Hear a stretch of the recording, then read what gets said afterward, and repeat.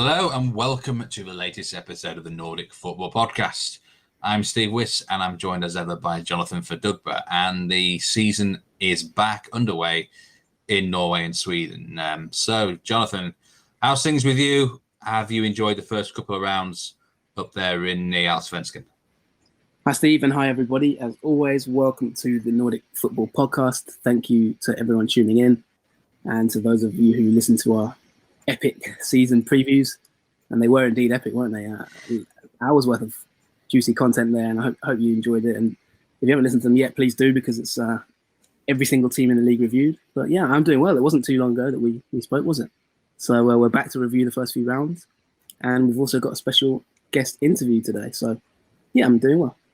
Yeah, I mean, it was they were absolutely mammoth episodes. And two of the best episodes I think we've ever done.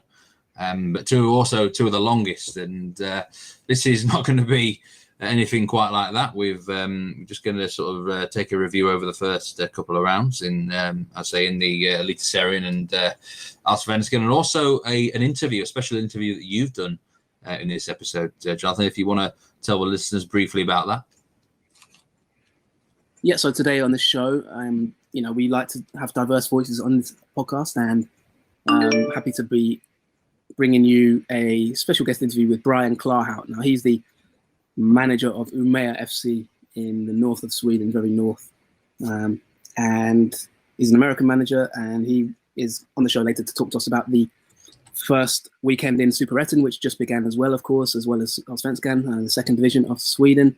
We talk about players to watch. We talk about, what it's like coaching, being an American manager in Sweden, and just his general background. And he's got some really interesting insights. So stay tuned for that later in the show.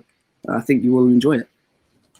Yeah, I'm looking forward to it. And so we're going to have to talk about the first couple of rounds there in Sweden then. And what are the standout results so far for you, Jonathan? The two big ones that really stick out? Yeah, I mean, we've had the first two rounds now. It's going to be one of those years, isn't it, Steve, where you're not going to have much rest. It's definitely, it was only a week ago, we're already about to hit round three. So I think like any other league that's playing catch up, there's going to be games every couple of days. That has an impact. There's going to be injuries, that kind of thing. But there's been some big results. I mean, just looking at the table, only one team after two rounds has 100% record, and that is Norrköping. Now, they were my tip last season to win the league. Didn't quite happen, but who knows? Maybe I got the years mixed up, because they've had a fantastic start to the season. And I'll tell you one thing, Steve. I couldn't quite believe, I didn't see the game, but I tuned into live score about half an hour into the match just to check what the scores were around Sweden. And lo and behold, I had to rub my eyes to make sure it was actually happening. It was AIK 0, Norrköping 4 after 36 minutes. Norrköping went on to win 4-1. And a fantastic statistic from that game is AIK conceded as many goals in that 36 minutes as they did in 25% of the entire of the season they won the league. Only conceded 16, of course. I'll let you do the maths there. But unbelievable collapse from AIK, which is very rare for them. And yeah, so that was a big result for me, really. Yeah, I was looking at. I actually watched a bit of Norrköping Kalmar. Just 4 home wins so far, by the way, in the two Swedish rounds, and no home wins in the Eliteserien yet. So maybe there's something in this lack of home advantage with the behind closed doors. But Norrköping didn't seem to affect them at all. They dominated Kalmar. Really, it should have been more than 2-1. And then that 4-0 certainly stands out as very impressive. They've come out of the blocks firing. I suppose at the other end of the spectrum, Helsingborg. Two shocking results for them, 3-0 and 4-0 defeats against Varborg boys and Kalmar.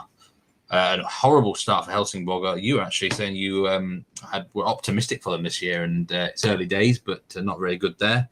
I mean, what's gone wrong for Helsingborg? Yeah, I mean, we'll talk about this, I guess, in a minute if there's a follow-up question. But I think if someone had told me that 24 hours after doing my season prediction, Helsingborg would be signing Mixed Diskerud, and if you told me that, Armin Djidjevic was going to leave the Allsvenskan potentially and be replaced by Mixed Diskerud, I would completely change my season predictions. There's no way I would have had them that high. I think probably I'm shocked at the results. I think it's unbelievable. They've lost both games, conceded 7 goals, an absolutely monumental collapse against Kalmar, losing 4-0. At halftime of the game, Andreas Granqvist on the live TV feed came out and was like, this is completely unacceptable. And that's at halftime, let alone post-match when they were 2-0 down. And he basically said, we've been humiliated. He said, if we can't learn how to run, then we're not going to achieve anything. Basically, he criticised his own teammates at halftime publicly. So that tells you a little bit about the mood. They've got a lot of injuries, to be honest. A lot of injuries in midfield. They only had one fit midfielder, really. And the likes of Abubakari have had an injury.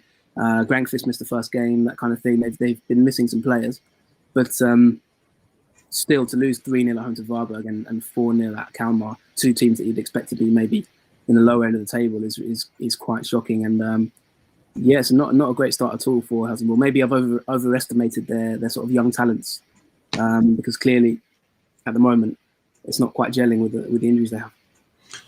I do think there's a case to be said that some teams just haven't come out of the traps very well, though. They just don't look physically right, and they might need a few games to sort of get going. I mean, there was a lot of optimism and a lot of big talk about Mix Diskerud's signing for Helsingborg, but that doesn't seem to have worked out so far. I've got to say, personally, I've never really thought much of that player, but it seemed like there was optimism, but not a great start for him personally either. Well, no, I mean, on the positive side, Kalmar looked fantastic, and Niels Froling is going to be a big player this year, I think, for them. He got 2 goals, and I really like him as a player. I think he's going to go on to bigger things fairly soon. Even in the Norrköping game when they lost to Norrköping 2-1, I thought there was glimpses. Obviously, I mentioned in the preseason show he turned down Norrköping, so that was a personal game for him maybe. Norrköping came up victors, but I thought he played well. But yeah, on Mix Diskerud, I'll be honest, I probably agree with you there, Steve. There was some fanfare about him signing, but that fanfare was absolutely demolished within about 36 hours because he missed the first game. Of course, he only just joined, and he came out and put out a tweet, basically making light of it. He thought it was a joke, made a sort of a joke about them losing 3-0 at home to Varberg boys, a team, don't forget, who've never been in Allsvenskan. Didn't go down well with Helsingborg fans, who I might remind you once ran onto the pitch to attack their own player Jordan Larsson when they've got relegated. Not the sort of team that really takes light at their misfortunes. Not a team that you want to take on necessarily, and be critical of, be perceived as being jokey about the club. And yeah, it was deemed unacceptable. The fans were absolutely fuming about his tweet, trying to make jokes about them losing 3-0.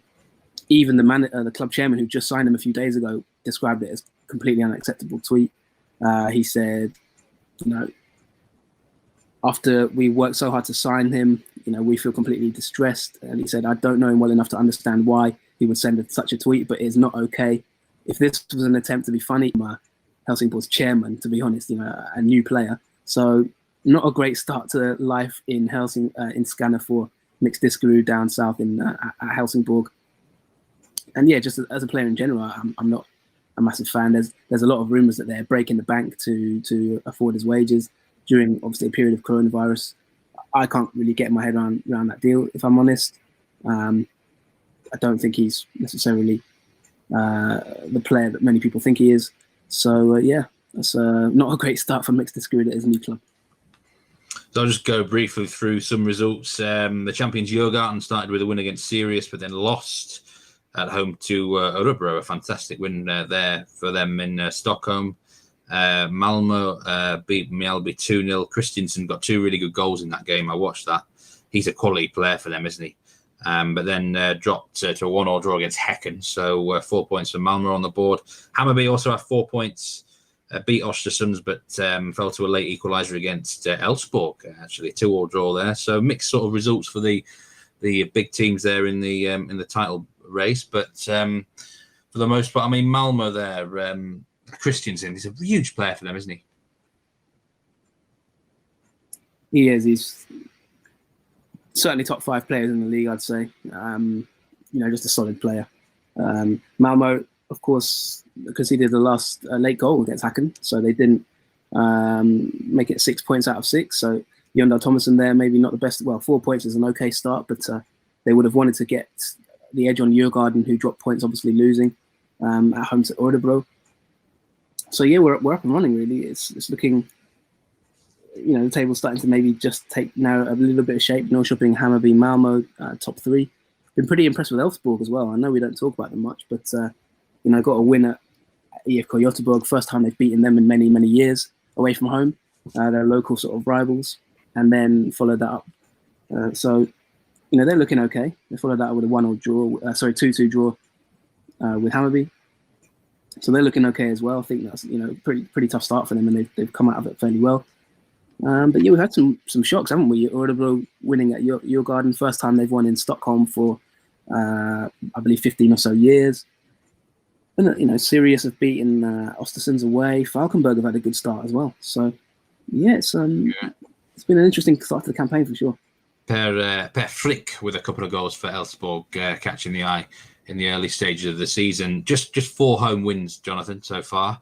I mean, how have you found it with the stadiums completely empty there in Sweden? I'm comparing Norway to Sweden. Obviously, in Norway, there have been 200 fans in there. But it's just the stadiums in Sweden are so much bigger, I feel. That did they feel like really eerie and sort of ghost-like from the highlights that I saw? What have you made of it? Yeah, well, those 4 winners were Kalmar, Malmo, Hammarby, and Norrköping. So fairly big clubs, actually. I don't know how that impacts them, but then again, of course, the opponents they faced maybe on those days as well they would be expected to win. Obviously, Norrköping beating Kalmar, Hammarby beating Östersund, Malmo beating Mjällby, and then Kalmar destroying Helsingborg. I caught the Norrköping Kalmar game where they won 2-1. It was a very weird atmosphere. Just no fans there. It felt a bit strange. Not as strange as Hammarby Östersund, I have to say. I watched that game as well. And all you could hear was Ian Birchall and his coaching staff sort of shouting away in English at Charlie Colkett to sort of tactical instructions. So it was it was fun from that point of view. You could clearly hear sort of tactical instructions in Swedish and English. But obviously my Swedish isn't fantastic to hear Stefan Billborn's instructions. But I enjoyed that part of it. But yeah, because Hammarby have such a big stadium, it really felt quite eerie in a way. I must say I'm not a fan of the Premier League sort of fake crowd noise. Oh, that's awful. Yeah, I prefer the empty. I prefer just the reality of the situation and hearing the empty stadium.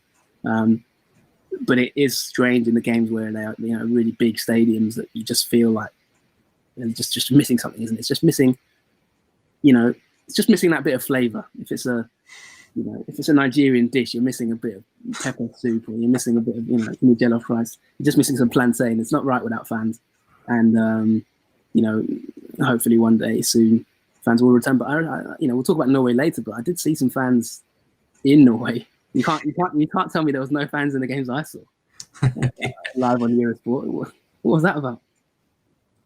Yeah, I think I was watching highlights of Stabæk, and I can't remember what. I think it was Kinashita, the striker, and you got one of the managers basically yelling out, "Take him on, take him on, take him on! You've got him, you've got him!" But yeah, I mean, 200 fans have been allowed into the stadiums. This was agreed, I think, last week.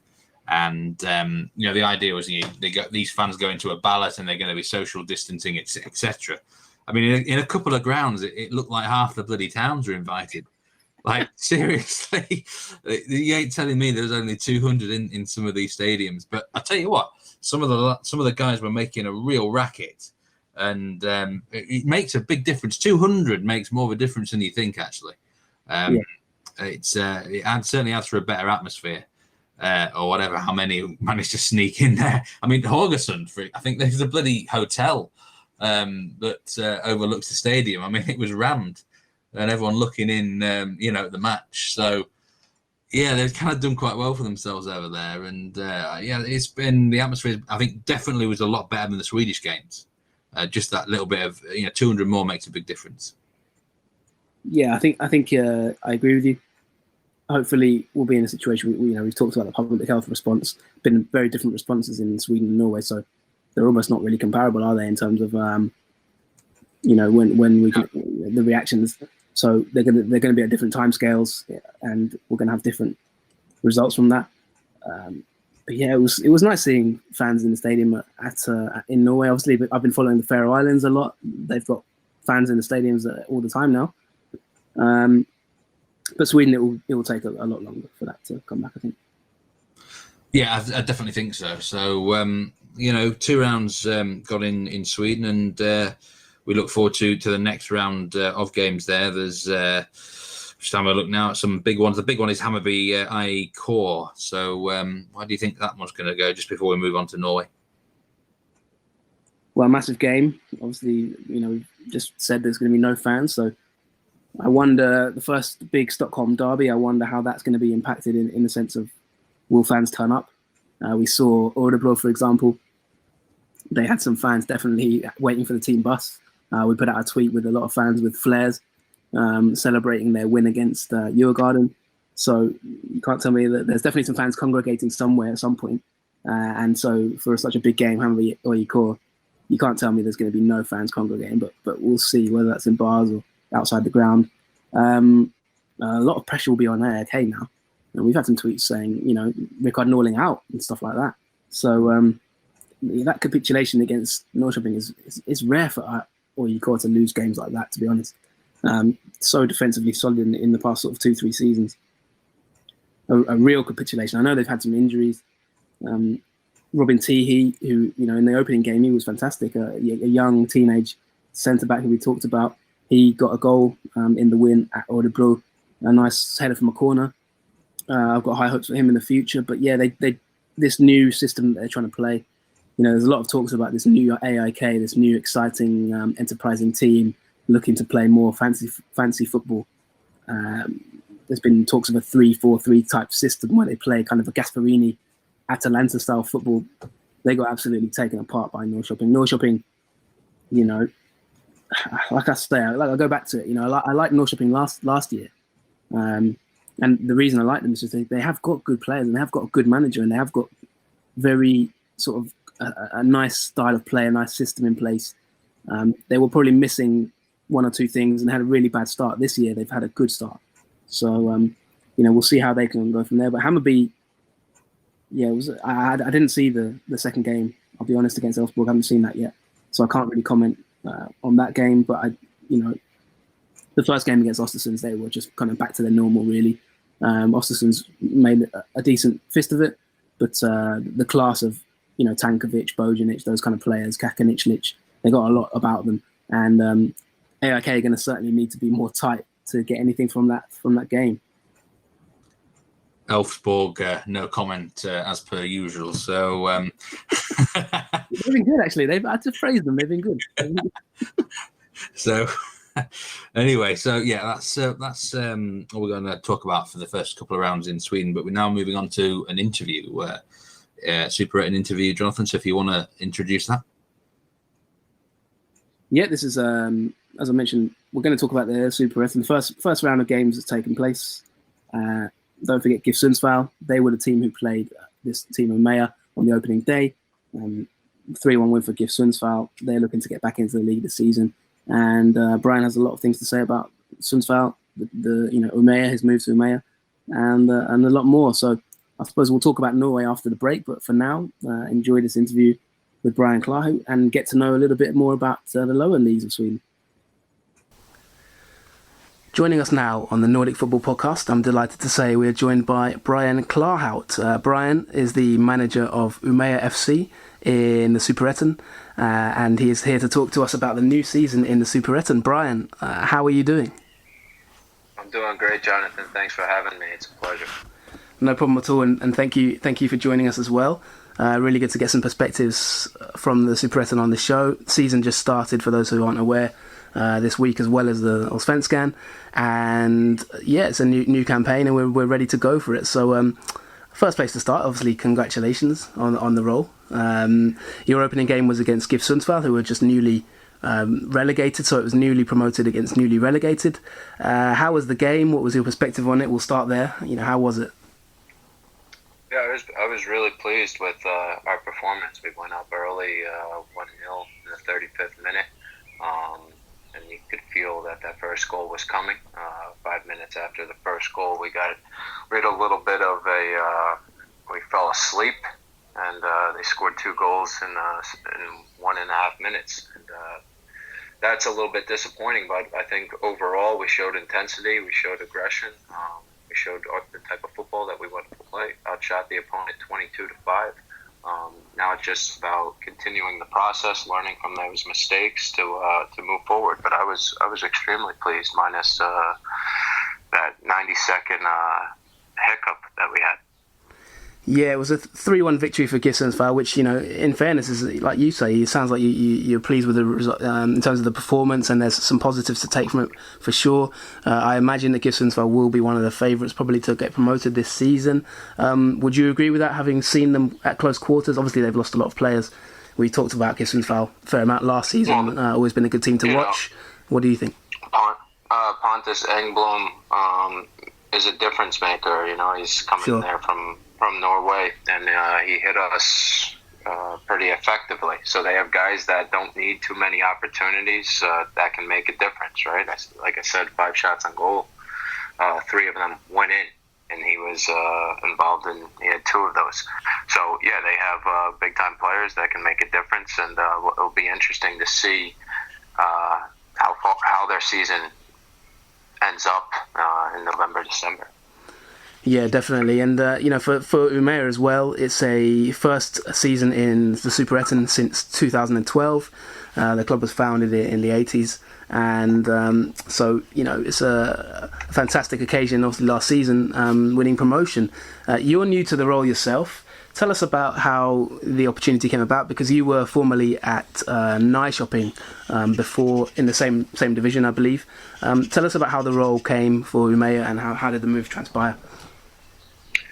Yeah, prior to the 2020 season, Umeå had interested me in 2019. They offered me the job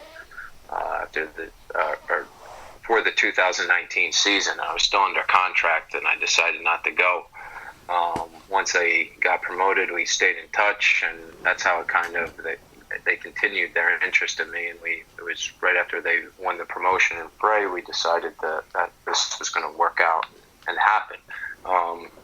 I've had quite a few players from New Shopping that have been in Umeå, and I'm sure that had some influence with the board, with Danny Persson, the sporting director, and that's kind of how it went about. They've tracked me a bit. I've heard good things from my former players. They had a great season last season. That kind of came together right after this past winter. Yeah, it's fantastic, and like I say, congratulations on the role. What excites you about the job? Funnily enough, I've actually been to Umeå, and it's a beautiful city. It's got a really nice university as well. I really enjoyed my time there, but it is quite far from Stockholm, isn't it? You have to get a flight, or I did anyway. What attracted you to that role in particular? What are you excited about the role? Tell us about the club in general for those who maybe don't know much about the club, the history, that kind of thing. What appealed to you, the squad you've got, all that kind of thing. Yeah, it's a fantastic town, first and foremost. Right now, it's hard for me to sleep because it's 24 hours of sunlight up here. Oh, wow. So I've had to go to IKEA and get those blackout shades for my bedroom. But no, it's a club that's been in Allsvenskan, Superettan, in and out. Went to Division 1. It's a highly organized club. Last year, Danny Persson took over in the sporting role as sporting director. And his first year in that role, they went directly up. And he was one of the main figures that were interested in me. He was a former player at the club, forward. Was with them last time they were in Superettan. And I think that comfort level with him, a younger sporting director, ambitious, has a heart for the club, modern, like the football that I played in New Shopping, like the football that I played in Svenska Cup when we beat Sundsvall a few years ago and last season, and the showing. So I really appreciated that they had interest, but the interest for the right reasons. I think it was a footballing interest of how they wanted to play, and that appealed to me greatly. That's fantastic, yeah, and it sounds like Well, you're definitely in the right place to go to IKEA in Sweden, I think. So there's no doubt about that. But I'm glad you've been able to get a little bit of sleep at least, which is great to know. I mean, you're a young manager, 34, I believe. How did you get into coaching? To begin with your career, just tell us about your own personal background. Obviously, you're an American coach. How did you end up in Sweden, so to speak? Yeah, I was coaching. I've had probably 10 to 11 years of coaching full time in the U.S. system. I was in University of Connecticut at a young age. I was 24, which is one of the premier college university teams where there's a lot of pressure on you to win, and I was in a high-level environment there, working for a great head coach, a great staff, great players. Probably, I think the whole starting lineup that year in 2011 went into the MLS directly.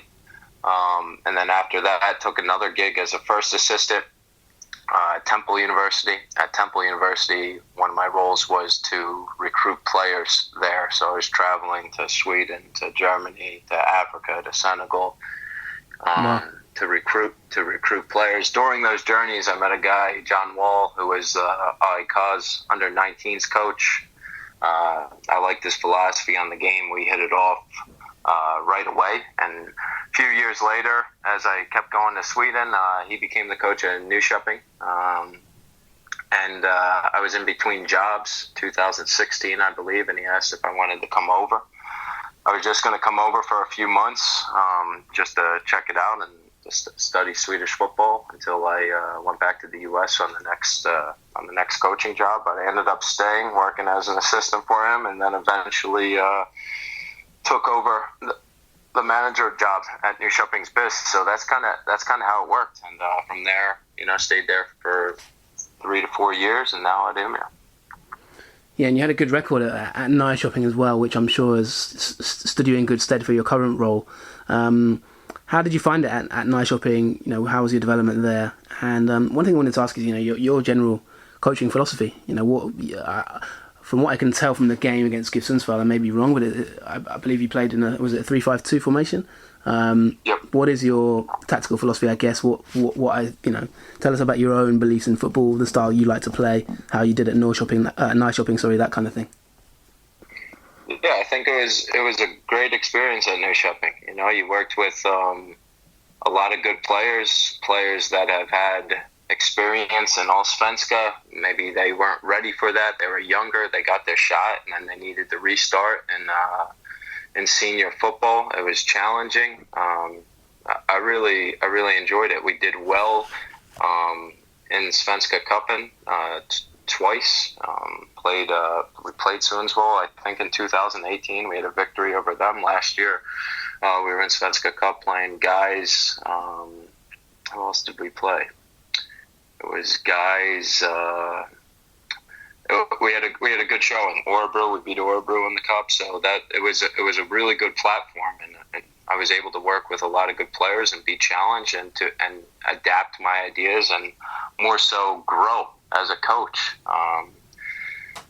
I think from a tactical standpoint, I've started out this season 3-5-2. I ended last season in a 3-5-2. But it's not about formation. It's more about, formation is about it's a numbers game to me. I hope with this group at Umeå we can go 3-5-2 and we see something in the 25th minute. Okay, we can change right into a 4-2-3-1 or a 4-4-2 diamond. I think that's what really good teams can do at the highest level. They can adapt that for 10 minutes. They can go into a different formation in 10 minutes. My teams generally have a lot of possession. They're aggressive in the press. They like to go forward. They like to shift the opponent. And I think it's modern football. I strive myself on trying to get better each day, trying to develop tactically each day. And there's been a lot of work and a lot of hours put into that daily to think of that from a philosophy standpoint and to implement that in training. Yeah, it's fantastic, and like you say, it's quite modern, isn't it? Quite a modern approach as well to have tactically adaptable players. We'll come on to that in a minute because I do have a question around that and kind of Superettan players maybe that have caught your eye, that kind of thing. One thing I wanted to ask though first is, you as a coach, you mentioned that you moved over, you met a coach who sort of helped you make that transition to Sweden. Is there a bit of an American community of footballers in Sweden? Because there does seem to be some kind of link to a certain extent. Just players like Romain Gall, for example, who was at GIF Sundsvall and then went to Malmo and obviously has now been loaned to the Eliteserien. But Brendan Heinz-Eyck is another player I can think of off the top of my head who was at Örebro. There do seem to be some sort of Americans who pop up every now and then. Is there a kind of community of football, football people involved in football in Sweden? Are you part of that, or is it kind of is there much awareness of Swedish football, for example, Scandinavia football in the States, that kind of thing? Well, I was responsible for bringing Romain Gall here. Oh wow! He played for me at Nyköping, so I was directly involved in that. I think guys my age that played, Charlie Davies, Alejandro Bedoya, when they came over. But yeah, Brendan Heinz-Eyck, he's a guy that we played against at University of South Florida. So all the American guys kind of know each other. I think it's a good platform into Europe for certain guys, especially that was the conversation we had with Romain when we did bring him to Nyköping. Other guys that we brought over from the U.S. system, Carlos Morris Gracia. He's a player I recruited out of Valencia in Spain. He played for me at Temple University. And then we had contact with Sundsvall after we sent Romain Gall there. And he had a pretty good career for Sundsvall. So I think it's football in general, the networking. But yeah, there's you obviously know the American players. The American players know me that are over here. And there is some sort of bond that way, for sure. Do you think there's an advantage to that? Is there a particular reason? Because obviously there work permit rules, for example, in England probably prevent that to a certain degree. We've seen in Germany there's a kind of a link between MLS and maybe the Bundesliga to a certain extent. Do you see a reason for that in Scandinavian football? Is there an advantage to it, like you say? Is there some sort of scheme that makes it slightly easier, work permit rules, something like that? Or what are the advantages from your point of view on that, and what's your perspective on that? Yeah, I think you touched base on it. I think it's the work permit situations. It's easier for American players to get a work permit over here as opposed to going to the UK, and that's why we see a lot of internationals, right? Whether it's Africa or America, it's a good platform to establish yourself in European football. And that's why we're seeing a lot of younger Americans in Bundesliga right now, as opposed to going into Premier League clubs. Yeah, definitely. And just before we move on, I'd like to ask you about Romain Gall, because he's moved out to Norway now. It didn't quite work out for him at Malmo at the moment, anyway. To for this point in time, there was some fallouts potentially rumoured with the manager. What's your perspective on him as a player? Because he's had maybe not a great of time at Malmo, but he really was fantastic at GIF Sundsvall. We had him in our sort of 10 players to watch, I think a couple of years ago, or maybe even last season. But yeah, we've highlighted him quite a few times on the podcast. What's your perspective on him and his ceiling and where he can go from here, with being in Norway now? Yeah, I think Romain obviously proved when he was at Sundsvall that he's a goal scorer and an effective goal scorer. And when he first went to Malmo, I think he was a leading scorer or top 2 leading goal scorers in Allsvenskan at that time. During that transfer, he continued the goal scoring. Romain is a player that can be not busy throughout 90 minutes and then strike a ball on the upper shelf out of nowhere and win you a game. And it's a question that I've thought about quite often. Okay, why is Romain maybe not getting a chance at Malmo? Why didn't it work out? Well, maybe, with the depth that they have, they want someone that's extremely busy, putting in a certain type of work rate for 90 minutes. And that can be the case at a place like Malmo. But I got full confidence if you give the guy 90 minutes, he's going to be a dangerous player, even if you think he's not doing much within 90 minutes. I think he's proven that. himself as a player. Yeah. I think the Stabak loan for him will be very good. I think he'll feel comfortable there, and I think he'll be a dangerous attacking player in the league, definitely, this season. Yeah, I agree with you, and I've told our co-host who covers Norway, Steve, that it's a good move, I think, to Norway for Romain. And you mentioned there he can do nothing and then pull out something out of the bag. I remember a goal he scored against IFK Göteborg, which was fantastic, at 4 Malmo. Didn't really seem to work out with him and Uwe Rosler for some reason, but yeah, I think I agree with you there. One to watch for sure. So thank you for your perspective on that. Let's move on to... You just mentioned there about recruitment in Africa. I mean, we'll round it off shortly. Appreciate your time, of course, joining us. It's really good. And I want to talk about the Superettan a little bit. But you mentioned there, before we do move on to that... well, actually, no, let's talk about the Superettan. You know, what are the expectations of Umeå this season?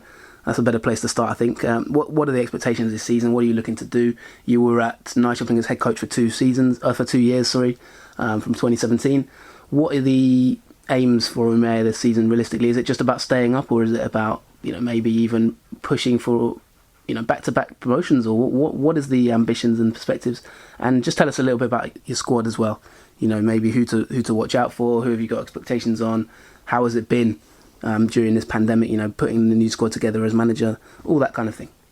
Yeah, I think from any new promoted club, they need to establish themselves in a new league, and I think that from a club's perspective, that's the goal, and to be ambitious and to continue the progress from a footballing side, from a financial side, from a club side, and it's a bit of a project that way. Sure. From a personal standpoint, I'm very ambitious. I go into each game being aggressive, whether that's smart or not, that we can talk about that. But I try to win. Yeah, definitely. 3 points each game, and I think that mindset has been reflective to my players. That's something that I've tried to implement since I got here in January with these guys, and they shown that first game. Yeah. Just let me interrupt you on that. I just want to ask a question related to that, because that is very interesting. When you say you want to win, and you know, sounds like you're a very ambitious manager, like you said. How do you find players that suit that philosophy? You know, how do you get a group of players that really want to win?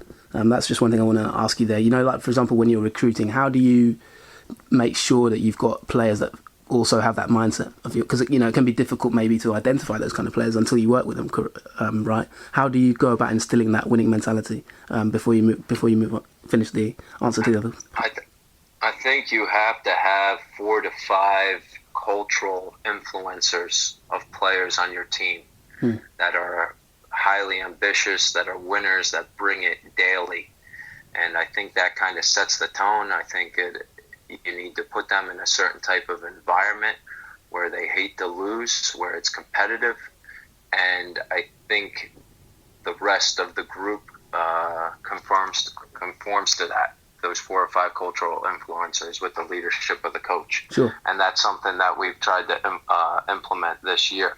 And it's also doing your due diligence with recruitment, kind of seeing how the person is, kind of looking at the player. Okay, has he been a part of a team that's been relegated 2 out of 2 seasons? Well, that's something that you really have to consider. Is he part of a losing environment? Does he have a losing mindset? And then you look at guys' careers who have been winners. So you do a little bit of both. It's a little bit of your own responsibility of setting the environment and culture daily, and making sure you have the right leaders and the right environment within your team. And as a manager, how do you set that culture as well? You put demands. You put demands physically. You put demands tactically. And you're constantly challenging the group, and you're making them very uncomfortable daily. And hopefully, and you know, if you ask my players, one of the things I always talk about is you got to be comfortable being uncomfortable, and that's what separates good from great, in my opinion. It's fascinating perspective, yeah, definitely. That's interesting insight there. You mentioned, that you want to win and you want to establish yourself at Umeå, kind of, and the club, within the Superettan. Let's talk about Superettan in general, because, who do you think will be the main challengers for the league this season to go up? And have you had a chance to sort of really understand the league, just from your own knowledge generally, or watching games, that kind of thing? Who, for those who maybe don't listen to this podcast and don't maybe watch the Superettan as much, what is the standard of the league? Who are you expecting to perform well? And are there any players as well to keep an eye out for, both at Umeå and in general in the league? I think it's a very good league. I think it's a great second division in Europe. I think it's competitive. And I think that's reflective on, you see the transfers from players going into big leagues, into big teams from Superettan, especially the last few years. Obviously, Braga is one of the favorites. They had a good season last year. I like Degerfors right now. I watched them yesterday versus Braga. And Jönköping Södra, I think, is an interesting team. Yeah. I think it's compared to where I'm coming from, I think it's a little bit more physical. I think it's a little bit more direct. And it's a little bit quicker, obviously. But I think the league's good.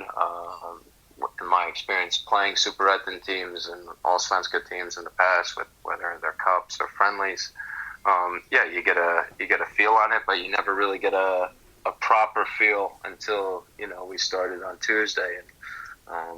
But yeah, it's a good league. So there, Degerfors, Jönköping, and a few other, and Ike Braga you've said there. Yeah.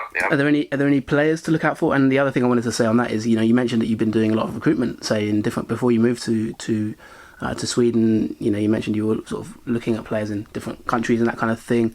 How do you identify talent yourself, and how's the recruitment set up at Umeå?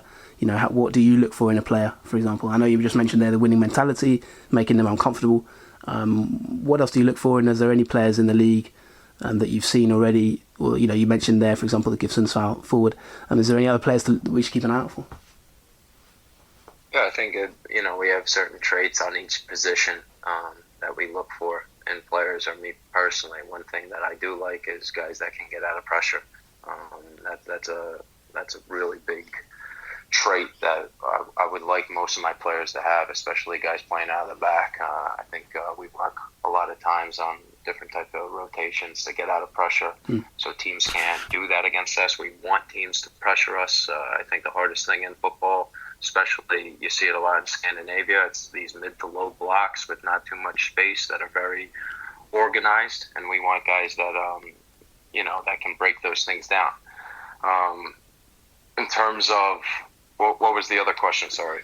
Just any players to you just mentioned there the attributes that you like, and obviously you've worked in scouting before, like you said, in different countries. Are there any players that you've seen so far in this league that you like, that we should look out for, maybe, or even at your own club, that we should keep an eye out for? Yeah, Victor Edvardsson. He was in Division 1 Norway last year with Karlstad BK. He's with Degerfors. Good player, powerful forward / winger. Had a great game yesterday. Involved in, I think, all 4 goals in Degerfors' 4-1 victory over Braga. 2 goals, 2 assists, if I'm not mistaken. So that's one to keep an eye out for. You have Christian Kwaku at Braga, former player of mine at Nyköping. Had a rumor to a few different clubs this past window. Scored quite a good number of goals last season. He's an exciting player, and I expect him to have another big year. Who else? You have Mustafa Zaidan on Jönköping Södra from Frey. Had a chance to watch him at Frey. Smaller central midfielder, busy, can drive, unlock opponents. So I think, as well as I touch base on Pontus as well and Sundsvall. So I think those are a few guys that might have very good 2020 seasons. Fantastic. We'll keep an eye out for them. Thank you so much. And final question for you, Brian, just on the your own background. You didn't have I don't believe, a professional playing career. Is that correct? I started coaching very young. Yeah. So someone who comes from that background, what advice would you give to maybe you've been so successful to get to this point, to get to Superettan, without that kind of traditional maybe pathway that others have the maybe advantage of. So you must have worked extremely hard to get to where you are today. What advice do you have for people who maybe want to go into coaching or want to experience different environments, coaching abroad? For people like that, what advice do you have? And even from the perspective of language, like is it difficult? Have you learned the Swedish language? Has it been hard to do that? Just maybe give us a little bit of perspectives about that. Your life in general abroad and that kind of thing, and any advice that you might have for maybe people who want to do similar in the future. Yeah, I think that's a good question.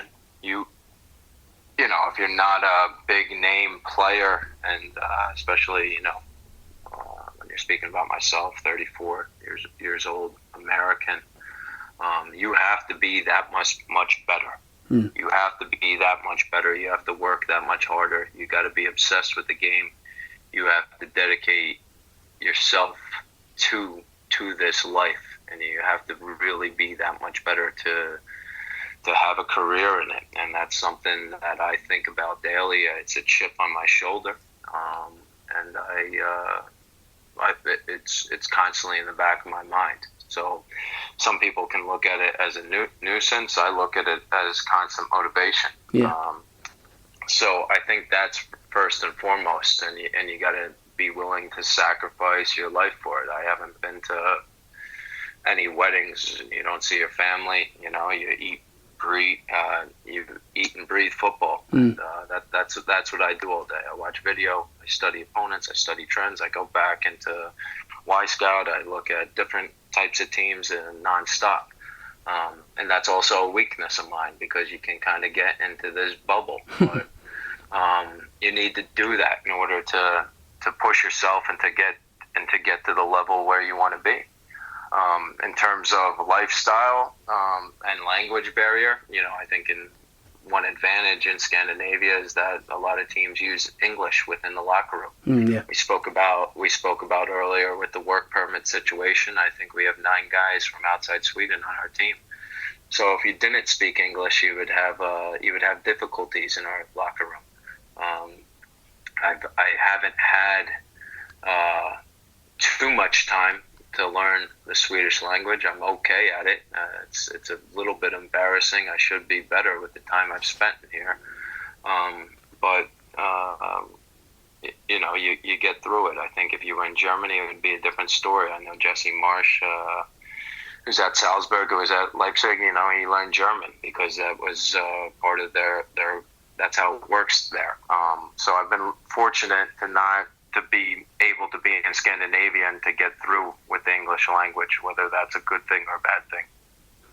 Yeah, it's fantastic, and you really make some interesting compelling points there as well. And you've got you had such a successful career to date. I think we'll be keeping an eye out for you. You may have a bright future in the game. So that dedication is clearly paying off.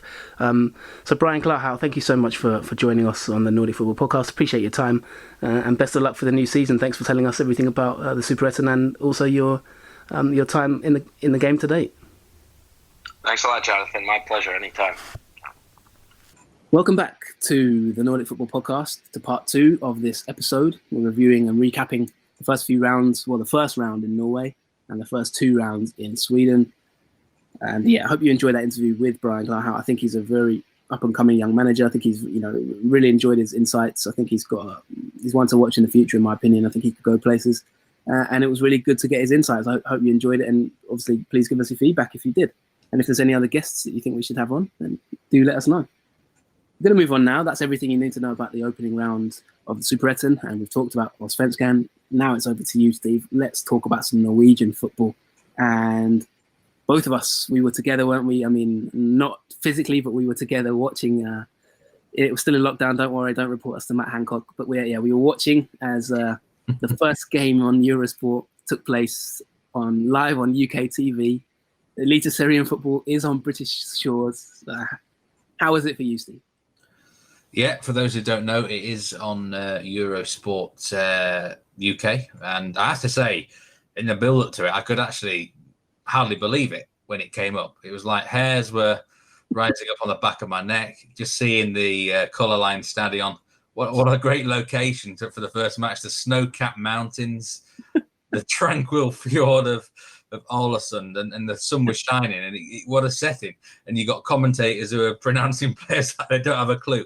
But you know, tears in your eyes? Was there a tear in your eye? Oh, there was I was not to that extent, but I was.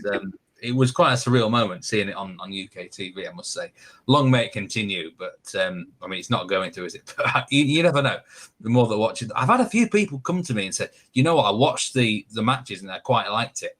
So hopefully we can keep it up. But yeah, I mean, it was obviously I was very excited, and it's been an interesting first round. No home wins yet, 5 away wins, and you know, whether that's a big trend going forward, I don't know. Let's wait and see. It seems to be something that's happened during these lockdown matches so far, but yeah, glad to be back. I think the only place to start really is with the champions. They were the first game on. We both watched it. I have to say I enjoyed the game, and like you, it was quite surreal, wasn't it? Really watching, you know, our leagues on. I just wish they had Swedish football as well, but you know, Norwegian will do for now. And I suppose the more we give it coverage, you never know. Maybe we've had a small part to play in spreading the word of Norwegian football. But so you're doing it. You're doing good work there, Steve. You're doing good work. But the first place to start is obviously the Champions Molde. They took on Ålesund, newly promoted. We had one of their players on the Norway season preview podcast, which you can still listen to. Twitter @NordicFootPod. Get Meatman Soccer's 1 to 16 is tips for every single league position and 10 players to watch. You can still listen back to that on iTunes, Spotify, wherever you get your podcast. But you know, the opening game of the season was quite a spectacle, wasn't it? And I guess it went in the direction that you thought it might go. 4-1 win for Molde. Yeah, it was a good watch, wasn't it? I think both teams good on the eye. Ålesund were nowhere near as bad as the 4-1 suggests. They were well in the game, missed a penalty as well, which, I mean, maybe that was crucial for them. But first half, I think Ålesund had the better of the first half. Second half, Molde just came out more intent, a slight tactical tweak, and they showed their class in the second half. But the dark cloud over the win was Lucky James being sent off, so he's suspended for the Rosenborg match at the weekend. But yeah, the champions, I said, didn't I, in the preview, they're going to bulldoze their way, score so many goals. And to be fair, Ålesund probably should have had at least one more goal, shouldn't they? So it might have been 4-2. I expect quite a similar sort of scoreline in a lot of Molde matches this year. They'll score loads, but they'll concede a few as well. But a good match and a good watch. Molde just showed their attacking class, didn't they? Now, your Eliteserien fantasy videos on YouTube, on Nordic Football Podcast YouTube, I have to give you a shout out because they are epic. Really fantastic. I have to give you some praise for that. But two of the players that you've been quite, you know, big on, Lecky James and Nicholas Castro, wasn't the best of days for fantasy players, was it necessarily that opening? I mean, he was my captain, so I'm blaming you for that one fully. But what's the best of games, was it, for those two players? He was my captain as well, and I'm sure along with thousands of others. Castro was disappointing in terms of a fantasy output, missing the penalty. But you could tell he was dangerous all over the park. His movement was really good, and he's going to cause all sorts of issues in this league for sides. Incredibly good technically. Shout out to Simon Nordley as well, who scored a spectacular goal from our halfway line. I know quite a few people have been bigging him up ahead of the season. I mean, I didn't know too much about him. I've not watched him in the Obostel again, but he looks a classy player. And, you know, I think Ålesund were unlucky. The bottom of the table at the moment, there was a lot of encouraging signs. Look to play football in a positive way, and I think they'll do just fine for themselves. They've got a lot of ability. So, yeah, good match. Yeah, and it was great to see Ålesund back. You know, as I mentioned, we had an interview with their central defender. And from my point of view, like you say, I think they did quite well in the early stages of the game. I think the moment for me when I was like, wow, this really is on live TV in the UK on HD on my big screen was when Magnus Wolff Eichholm, who we've talked about, you know, for so many years on this podcast. I remember we have an episode called The Wolf of Eichholm or something like that. I can't remember. But we did, yeah. One of the earliest ever episodes was a player focus on him when he was, I think he was at Malmo at the time. And it was weird when he scored that goal. I was like, wow, this is really happening, on an HD screen. But I think Molde did quite well. But there's a big game coming up, isn't there, for them next? And that is against Rosenborg, the other big boys of the league. You might argue, but you were not too impressed with their upcoming opponents, were you, Rosenborg? No, I wasn't. They drew 0-0 at home to Kristiansund, and I highlighted in one of the videos I did on the season preview for Rosenborg. They've actually got quite a tough start fixture-wise, but this was by far the easiest one on paper. Kristiansund at home, really, in my mind, I'm thinking it's a bank of 3 points. Even if I don't rate Rosenborg sometimes under Eirik Horneland, this was a match they were always going to win.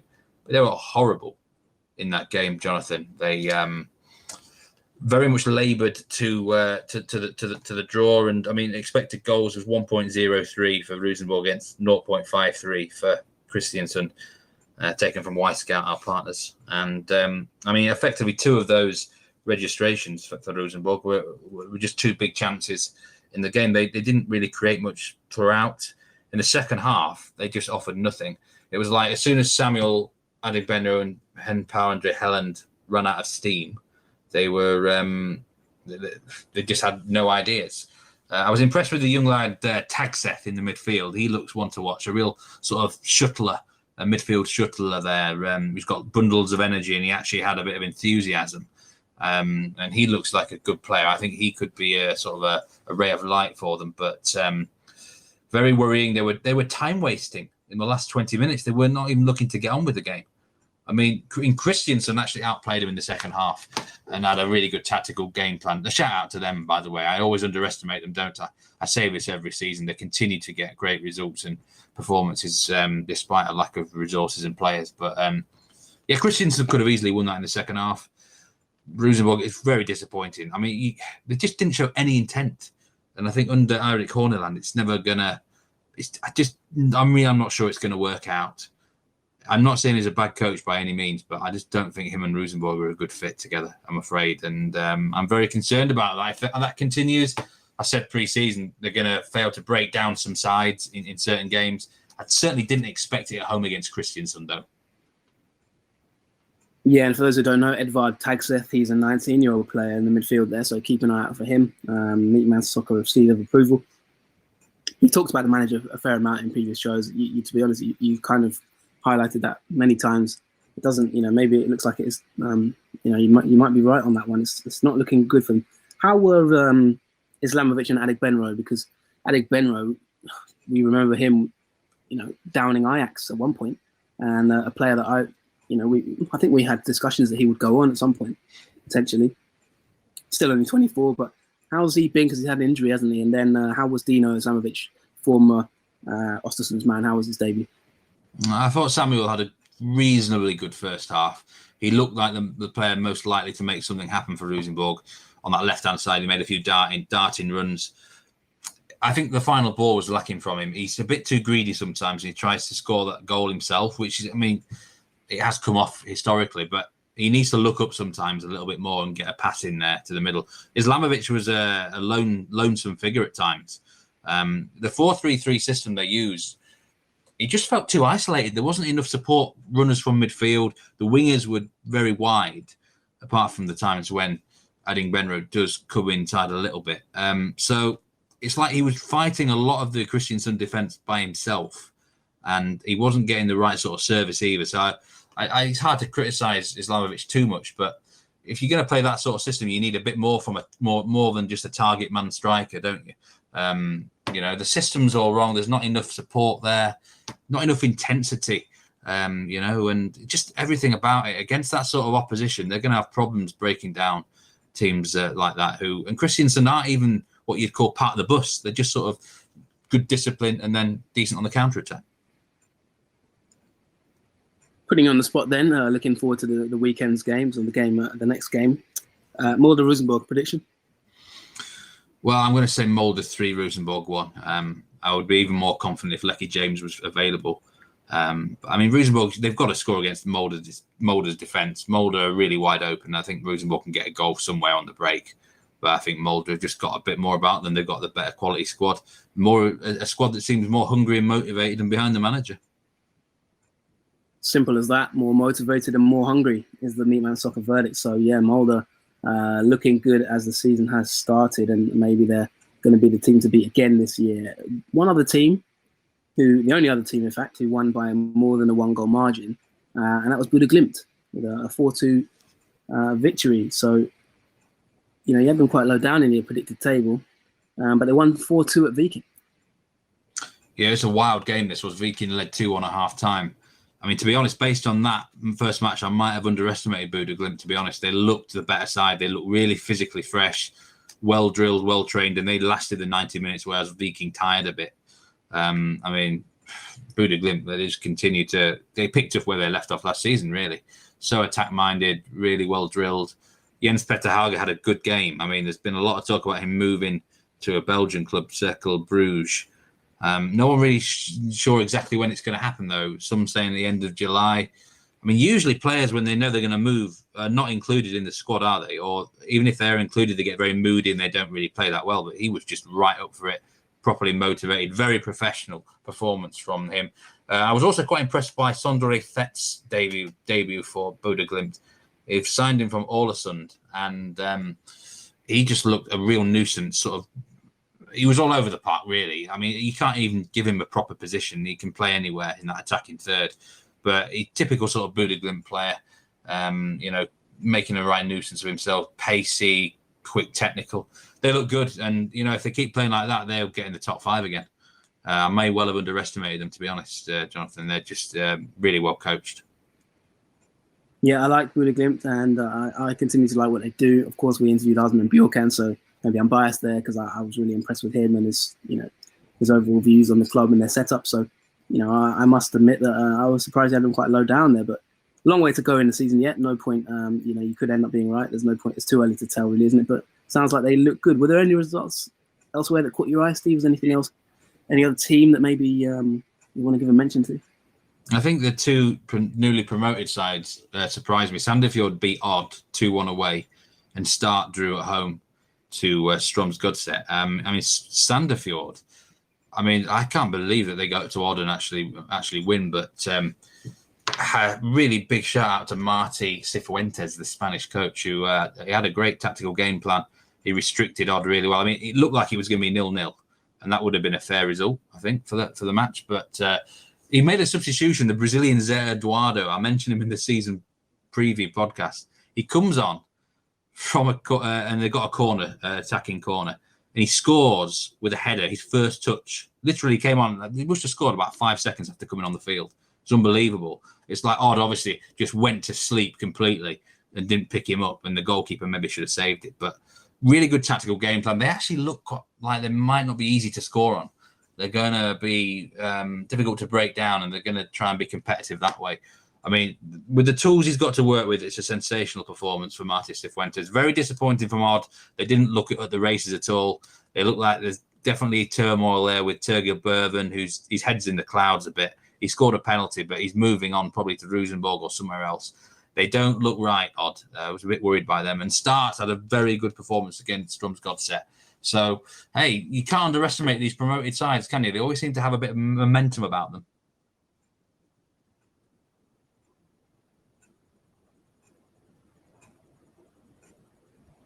You're on mute.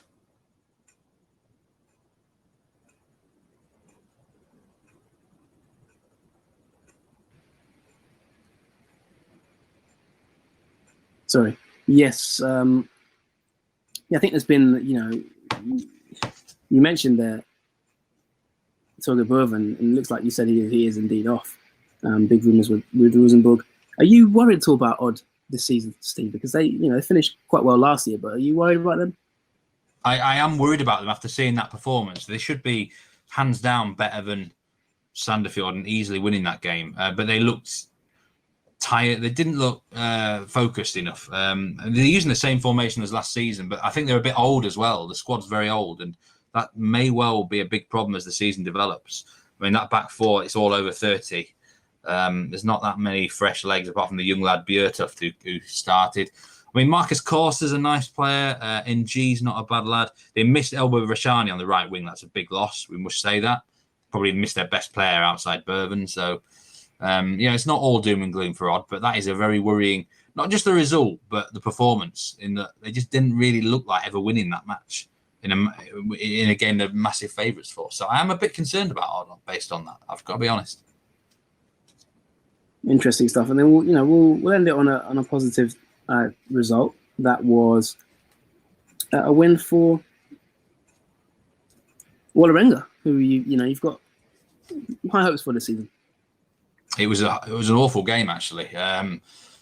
Funny enough, I was watching this game and there was a big thunderstorm near my house, and I lost signal for about 20 minutes. I wait all my life for Eliteserien football on TV, and then the signal goes for 20 minutes due to a thunderstorm up in Yorkshire. You can't write that script, can you? But it was an awful game, really boring.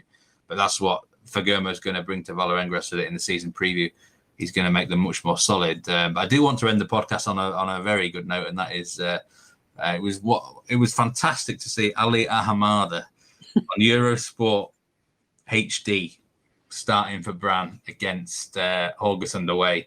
And he started life with a victory, a 2-1 last-minute winner for Brann against Haugesund. So congratulations to them. Congratulations to Ali Ahamada, who is a real legend. I loved him when he was in French football with Toulouse. And I did say on a tweet, I want to get him on this podcast for an interview. It's one of my ambitions. So if you are listening, Ali, your invitation is there, my friend. Anytime, any place.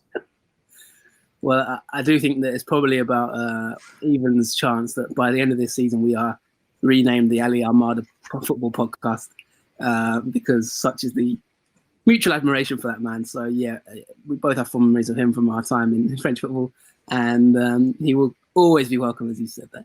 So let's wrap it up there. I think we've given the predictions for Molde. Rosenborg, that is the big game in Norway this weekend. We're going to come back next week with recaps. We're going to have maybe more of a team in focus on the next pod, maybe some players in focus as well. And after 3 games, we'll have a bit more perspective on all the teams. So thanks so much for listening. I hope you've enjoyed the interviews. Hope you've enjoyed the show.